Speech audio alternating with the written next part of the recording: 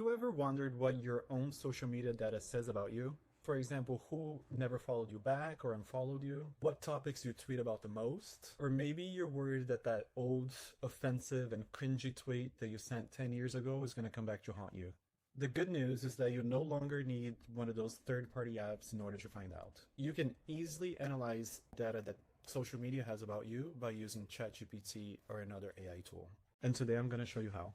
Today we're going to be downloading my data from Twitter or X, and I'll show you how to easily analyze that.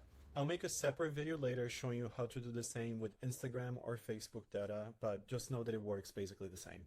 This is easier to do on the desktop, but you can follow the same steps on the app or mobile versions. So the first thing we need to do, obviously, is to log into Twitter. Now, once you're logged in, we're going to click here on the three little dots, or if you have the window maximized, it's going to say more. From there, we're going to click on settings and privacy. And finally, under your account, you have to click on download and archive of your data. It'll prompt you to log in again for security. Once you confirm your identity, you're going to have to click here on request archive. Now, once you click on request archive, you're going to see a notification saying that it can take up to 24 hours. In my experience, it has taken between 12 and 24, so just hang tight. Now, a few hours later, you're going to receive an email and a notification that looks like this top one here, letting you know that your data is ready to download. Click the notification, log into Twitter again, and click to download the files to your computer.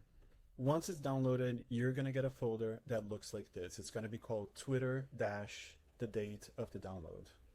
Now, when you go into the folder, you're going to see three things in there. A folder called Assets, a folder called Data, and an HTML file called Your Archive. What's cool is that once you click on Your Archive, it's going to open up a page that looks like this that essentially has your statistics. You can easily click through and see details about your account, your tweets, your personalization, ads, and many more details. But we want to go deeper than that. If we go back into our download folder and click on Data, you're going to see a folder full of JSON files. This folder contains everything that Twitter knows about you, including your tweets, your likes, your follows, your followers.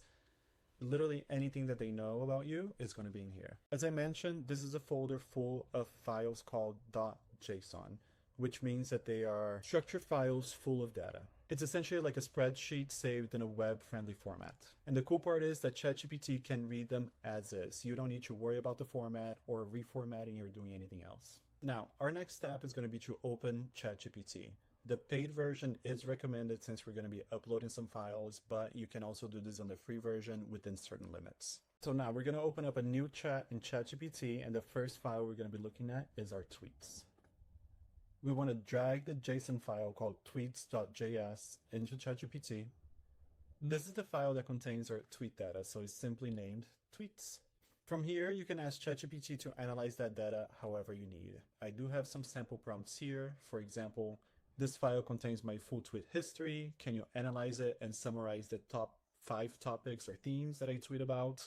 Or, based on this data, what were my top 10 most liked or retweeted tweets of all time? You can ask it to analyze for anything that might be considered offensive, outdated, or problematic.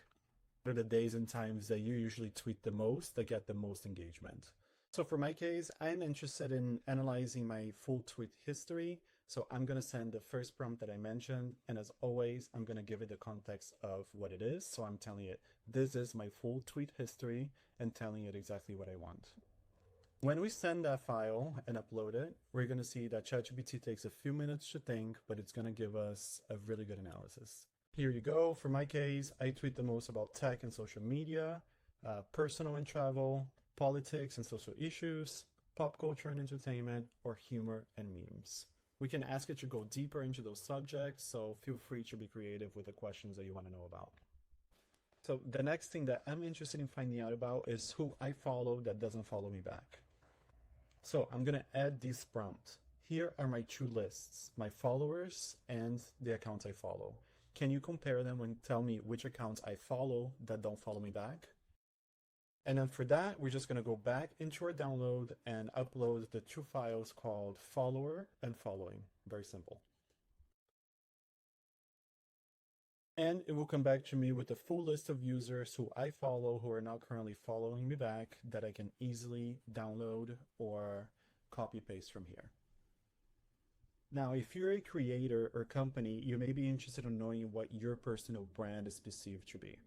And so for that, I'm going to enter the prompt. Looking at my tweets, likes, and followers, can you summarize what my overall Twitter personal brand looks like? And for this particular analysis, I'm going to upload the JSON files tweets, likes, and the accounts that I'm following. Now, there's a lot more data that's in here, including your deleted tweets, your accounts that you used to follow but no longer follows, your chats with Grok, your direct messages. And if you're looking for further instructions, there is also a README text file in here that you can click on and will give you way more information on what to do with this data. README file also has a bunch of information here, including what types of files are in there and what each one of them contains. So that is an easy guide for you to follow. I think this is a really cool way to get real insights from your own data. And you can do it all without giving access to your account to some random app or website. And this is just scratching the surface. There's a lot more that can be done to analyze this data, especially if you're a brand trying to reach consumers. If you're interested in finding out more ways that you can use AI to analyze social media or any kind of data, please get in touch. You can contact me at elevateaiconsulting.com or check out our blog from